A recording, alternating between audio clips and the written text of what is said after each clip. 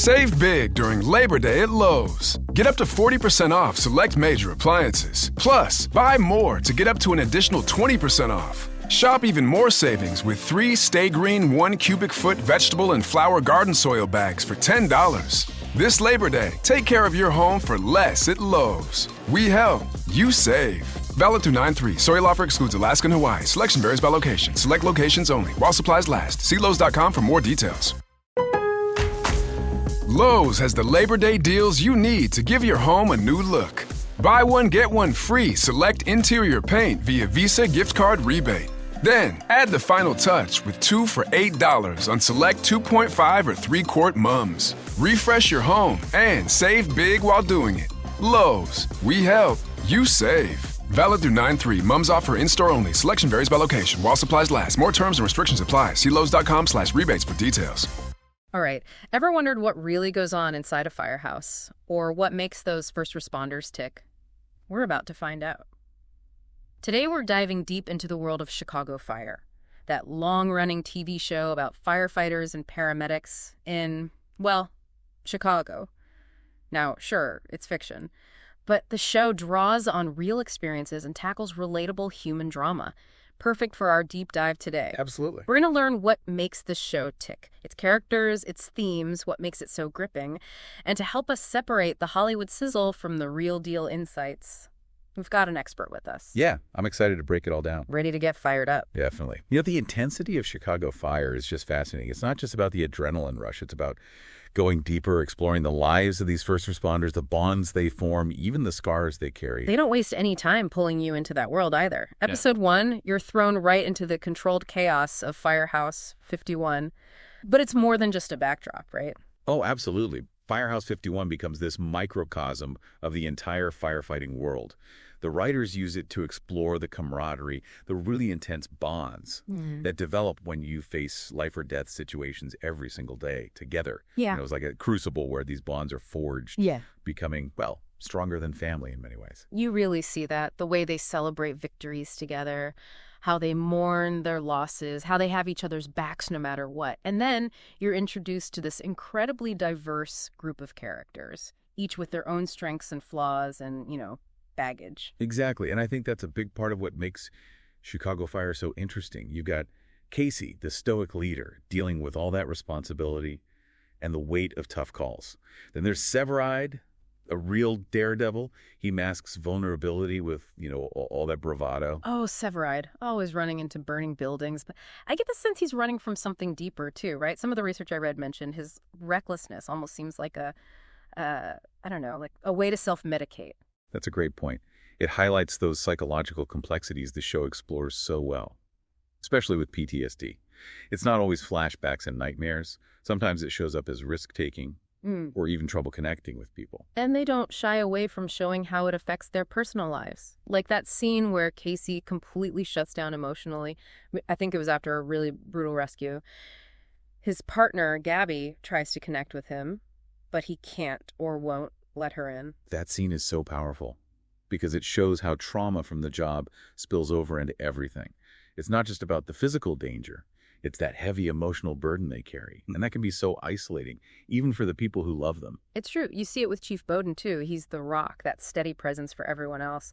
But you see the cracks, especially when he loses a member of his team. It's like even the strongest ones are vulnerable to that emotional fallout. Without a doubt. And the writers use those moments to humanize them, showing us that being a hero doesn't make you immune to pain or grief. If anything, it makes their triumphs more inspiring because you know what they've overcome. Speaking of triumphs, those rescue scenes, intense. There's one where they use the jaws of life to get someone out of a car wreck. And it shows the skill, the precision involved. It's not just brute force. It's strategy under pressure. And it's interesting how Chicago Fire manages to show those details without letting the drama get bogged down. You learn about different techniques, the equipment, the dangers of backdrafts, and all while you're totally caught up in the characters' stories. Yeah, it's like firefighting 101, but with, a big dose of human drama. And it's not just the firehouse crew. It's like they pull back the curtain and show you that whole ecosystem of emergency response. Right.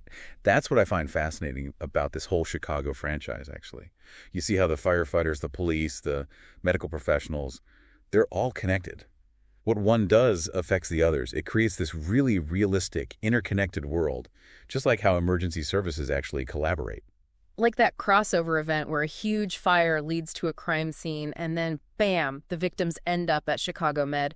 It really shows you the scope, the complexity. And it reinforces that in real life, these things don't happen in isolation. Emergencies involve so many different people working together. Sometimes they clash, sometimes they collaborate, but the goal is always to save lives and restore order. But even beyond the crazy situations, Chicago Fire isn't afraid to show the less exciting but just as important stuff. You're right. The show sheds light on all those things. The paperwork, budget issues, internal politics, things first responders have to deal with every day. It adds a level of realism and makes their struggles that much more complex. Like that story where they're facing budget cuts. They're forced to make really tough choices about staffing and equipment. It makes you think about the real-world impact of those choices. How can these heroes do their jobs if they don't have what they need? Exactly. It raises questions about how much we actually value these services and if we are giving enough support to the people risking their lives for us. So we've got action, drama, real-world insights, even some social commentary, all woven into Chicago Fire. No wonder people have loved this show for so long. It's more than just entertainment. It's a window into a world most of us only see from a distance. And that's what makes it so compelling, right? We connect with the people behind the heroism, we see the sacrifices, the complexities, and we gain a deeper appreciation for their dedication. Well said. But what about the characters themselves? Such an interesting mix of personalities. I'd love to hear your take on some of those fan favorites. I'm happy to dive into that. Let's start with Sylvie Brett, the paramedic, who brings a unique blend of compassion and strength to Firehouse 51. She's a fascinating character, Sylvie. She represents a different kind of strength, that quiet resilience you don't always see in these high-pressure jobs. It's true. She's not running into burning buildings or throwing punches, but she's dealing with life-and-death situations every single day, comforting victims, making those split-second decisions in the ambulance. And she does it all with so much empathy, so much grace. And what's interesting is how the writers show her vulnerabilities, too. Yeah. We see her self-doubt, her anxieties about making the right call, the emotional weight of seeing so much pain. It gets to her. Like that episode where she can't shake the death of that young patient. Really shows how those losses affect even the most compassionate caregivers. And it brought up that conversation about mental health support for first responders, something we don't talk about enough, to be honest. Absolutely. And then you have Joe Cruz. He brings this completely different energy to the Firehouse. He's like the heart and soul of that team, always there to lighten the mood. Cruz, he's the one with the shoulder to cry on, the joke at just the right time. He's a great example of how humor can be a coping mechanism, in those high-stress situations. It's a way to deflect, to release tension, to remind everyone that there's still room for laughter, for camaraderie in the middle of all the chaos. Yeah, and yet under that playful surface, he's dealing with his own stuff, survivor's guilt, anxiety about becoming a father, the expectations from his family, from the Firehouse. It's interesting how the show balances those lighthearted moments with the really serious stuff. It's not all doom and gloom, but it doesn't sugarcoat things either. That balance is what makes it relatable. These characters, they're heroes, sure, but they're also human. They go through it all. Joy, grief, love, loss, just like the rest of us. It's those shared human experiences that make us connect with them so strongly. Speaking of connecting, I was really drawn to how Chicago Fire portrays the city itself, almost like another character in the show. Chicago is definitely more than just a backdrop. It's woven into the story. You see it in the characters, the stories, the grit, the resilience, the diversity. It's all there. And they actually film on location, don't they? I read that they use real firehouses, real neighborhoods for authenticity. They do. Yep. And that allows them to address those social issues that are specific to Chicago. Gang violence, poverty, racial tensions, even political corruption. They don't shy away from any of it. Like that episode where they respond to a fire in a low-income neighborhood and then have to deal with a gang shooting aftermath. It shows the challenges that communities face when they're often ignored or overlooked. Exactly. And it shows how first responders are often on the front lines of those social issues.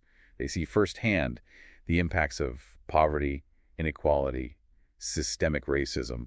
It's a reminder that their job goes way beyond putting out fires. It's about serving the community, building trust, and advocating for those who need it, all while dealing with their own struggles and that constant danger. One thing that really impresses me about Chicago Fire is their commitment to getting it right. Not just the firefighting techniques, but the emotional and psychological side of the job, too. I was reading about that, how they consulted with real Chicago firefighters and paramedics, even trauma therapists, Yeah. to make sure they were portraying things accurately. And you could see it. The way they depict PTSD, for instance, it's nuanced, real. It's not always about one big event. It's the constant stress, the exposure to death and suffering. It wears you down over time. Yeah, like that scene with Herman, that veteran firefighter. He has this panic attack seemingly out of nowhere. Reminds you that trauma can pop up in unexpected ways and that it can affect anyone, even the most seasoned first responders. Exactly. And it helps to destigmatize those struggles. It shows that asking for help isn't weak. It's actually a sign of strength and self-awareness. It encourages viewers, especially those in those types of jobs, to take their mental health seriously. It's a message you don't always see in how first responders are usually portrayed. Chicago Fire manages to entertain, educate, and give us a peek into this world that's both fascinating and so important. It's a show that celebrates the heroism of everyday people, the bonds that connect them, the sacrifices they make to keep us safe. And it does it all with heart, with humor, with respect for the reality of the job. But it also gets you thinking bigger, doesn't it? About the things that lead to these emergencies in the first place, the challenges first responders face, how we can support them better. You're right. It sparks important conversations about how we value these services, the resources they need, and how vital mental health support is to their well-being. I think that's what makes Chicago Fire more than just a show. It's a catalyst for empathy, for understanding, maybe even for action. It's a reminder that behind every uniform, every badge, every heroic act is a human being with their own story, their own struggles, but also an unwavering dedication to serving others. So true. And speaking of those individuals, we haven't even talked about the impact Chicago Fire has had on real-life first responders and the communities they serve. That's a great point. The show's popularity has definitely raised awareness of their challenges. It's even inspired some people to think about joining those professions. I've heard stories, about people wanting to become firefighters or paramedics. Yeah. Or even nurses. Yeah. Because they watch Chicago Fire. Oh, yeah. It sparks that interest. Right. Right. It shows you the real impact they have on people's lives. Definitely. It humanizes the job, shows Yeah. the people under the uniform, They're not just robots responding to calls. They're dealing with their own stuff, celebrating, grieving, supporting each other. It's relatable, even inspiring. Absolutely. And it goes beyond just getting people interested in the job. Chicago Fire has brought attention to important things like fire safety, the importance of smoke detectors, even blood donation. They work these messages right into the stories, and they reach so many people that way. Right. And don't forget the effect it's had on Chicago itself. The city's in the spotlight, the neighborhoods, the real heroes working to keep it safe.